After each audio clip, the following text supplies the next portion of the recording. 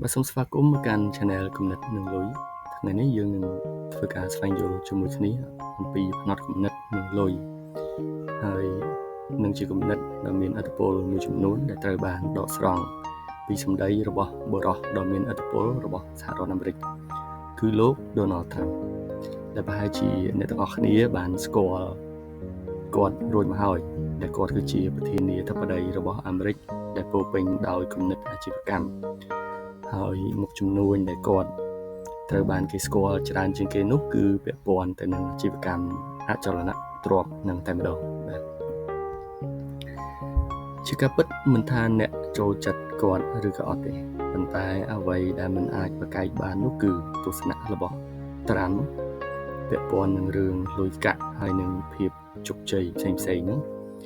គឺបានបង្រៀនយើងជាច្រើនអំពីរបៀបគិតហើយនឹងរបៀបធ្វើសកម្មភាពប្រសិនបើយើងចង់កសាងទ្រព្យសម្បត្តិឲ្យក្លាយជាអ្នកមានលោក Donald Trump គាត់តែងតែសង្កត់ធ្ងន់ថាផ្នត់គំនិតគឺជាអ្វីគ្រប់យ៉ាងគាត់និយាយថាមុនពេលអ្នកអាចរកលុយបានដំបូងអ្នកត្រូវជឿថាអ្នកអាចធ្វើវាបានសិនត្រាំក៏ធ្លាប់និយាយដែរថាបើអ្នកគង់តែនឹងត្រូវចំណាយពេលគិតដដែលហេតុអីមិនគិតឲ្យវាធំតែម្ដងទៅនេះមានន័យថាកុំគិតថាខ្លួនឯងអន់កុំដាក់កំហិតដាក់សម្ពាធឲ្យខ្លួនឯងឲ្យនៅទីតូចទាបអីបើសិនបើអ្នកចង់ទទួលបានផលធំចង់ទទួលបានជោគជ័យអ្នកត្រូវមើលខ្លួនឯងជាអ្នកឈ្នះអ្នកត្រូវកសាងទំនុកចិត្តលើសមត្ថភាពរបស់អ្នកក្នុងការបង្កើតឱកាសនិងដោះស្រាយបញ្ហាត្រូវតាំងចិត្តថាធ្វើការអ្វីមួយគឺយើងត្រូវធ្វើដោយអត់ធ្មត់មិនត្រូវចោះចាញ់ឬក៏បោះបង់ដោយងាយទេបើសិនបើវាធ្វើឲ្យអ្នកមានអារម្មណ៍ថាតានតឹងឬក៏លំបាកមួយគ្រាទោះបីជាអ្វីដែលយើងកំពុងធ្វើហ្នឹងវាមានផលរំខានមួយចំនួនក៏ដោយគាត់តែងតែចែករំលែករឿងរ៉ាវដែលគាត់បរាជ័យពីអាជីវកម្មរបស់គាត់ហើយនឹងបញ្ហាដែលគាត់ឆ្លងកាត់គាត់ប្រឈមនានាស្របពេលជាមួយនោះគាត់ក៏បានប្រាប់ឲ្យដឹងដែរថាគន្លឹះនៅក្នុងការឆ្លើយតបទៅនឹងឧបសគ្គទាំងនោះគឺគ្មានអ្វីក្រៅតែពីគាត់នៅតែបន្តលើកទឹកចិត្តហើយនឹងជំរុញខ្លួនឯងទៅមុខជានិច្ចដើម្បីអាចមានលទ្ធភាពនៅក្នុងការប្រឈមជាមួយនឹងវាហើយវាគឺជាការតាំងចិត្តធ្វើដោយមិនបោះបង់នោះឯងដែលជាការកសាងមូលដ្ឋានគ្រឹះសម្រាប់បង្គាប់សន្ទុះបង្កើតហើយនឹងបង្កើនទ្រព្យសម្បត្តិរបស់មនុស្សយើងម្នាក់ៗនេះផ្នែកដ៏ធំមួយទៀតនៃទស្សនៈរបស់លោកត្រាំគឺថាលុយមិនមករកមនុស្សយើងដោយស្រួលទេហើយវាក៏មិនមែនមានន័យថាវាគ្មានហានិភ័យដែរដើម្បីយើងទទួលបានលុយគាត់មានភាពល្បីល្បាញនៅក្នុងនាមជាអ្នកពូកែចាប់យកឱកាសក្នុងវិស័យអចលនទ្រព្យជាច្រើន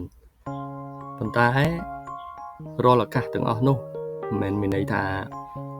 បានដោយស្រួលទេគឺវាតែងតែមានហានិភ័យភ្ជាប់មកជាមួយជានិច្ច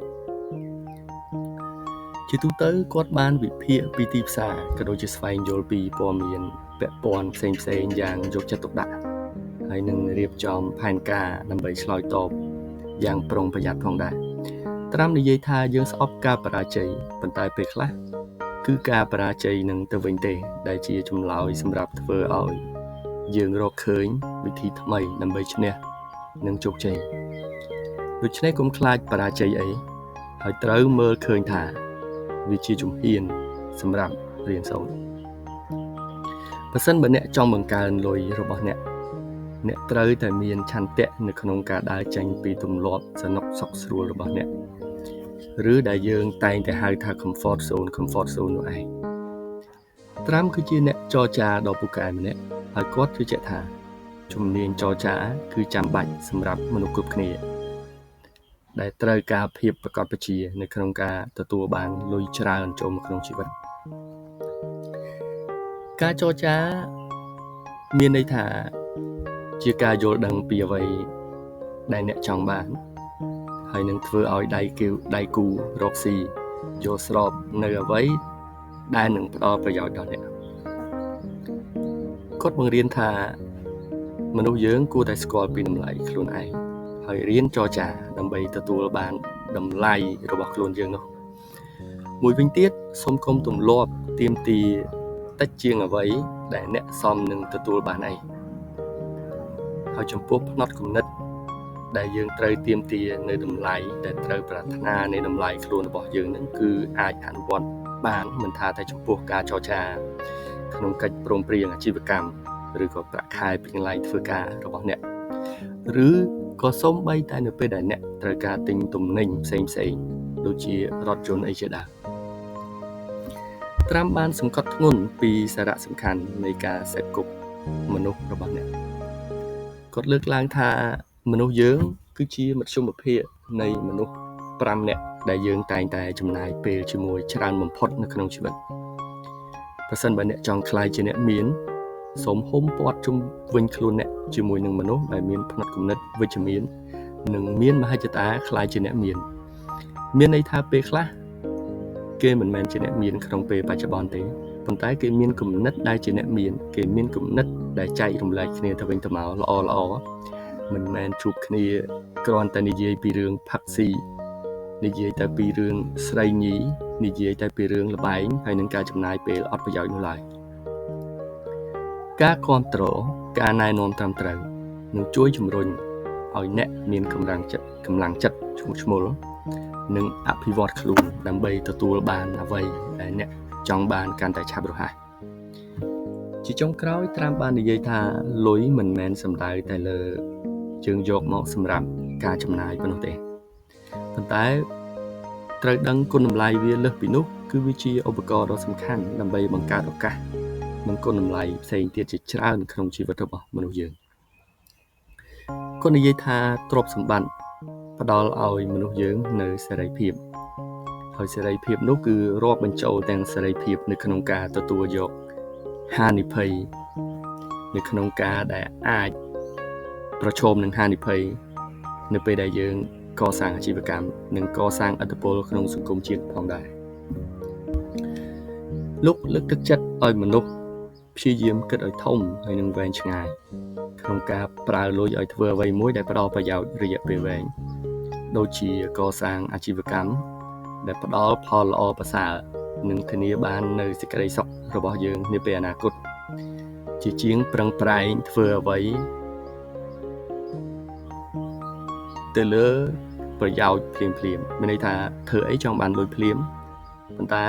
បានតែមួយគ្រាន់បានតែមកផ្គត់ផ្គង់នៅក្នុងរយៈពេលបច្ចុប្បន្នរបស់យើងហើយនឹងមិនអាចធ្វើឲ្យយើងមានភាពស្រុកស្ដំក៏ដូចជាមានក្តីសុខសម្រាប់ពេលអនាគត